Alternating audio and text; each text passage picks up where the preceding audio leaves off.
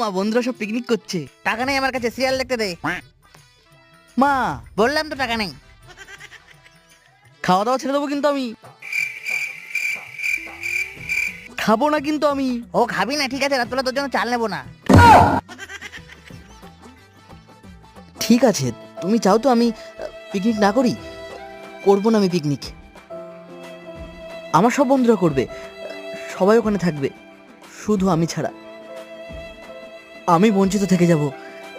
ঠিক আছে, আমি করব না।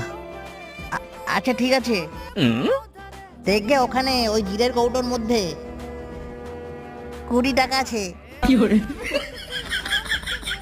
20 টাকায় মশলাও হয় না মা। 20 টাকায় মশলা হয় না মানে? আমাদের সময় তো 20 টাকায় সারা পাড়ার লোক পিকনিক করে খেয়ে ফেলতো ডিম ভাত। কি ডিম ভাত? খাসির মাংস তো পিকনিক হচ্ছে। অত টাকা আমার কাছে নেই, তোমার বাবার কাছে যাওগে। ঠিক আছে,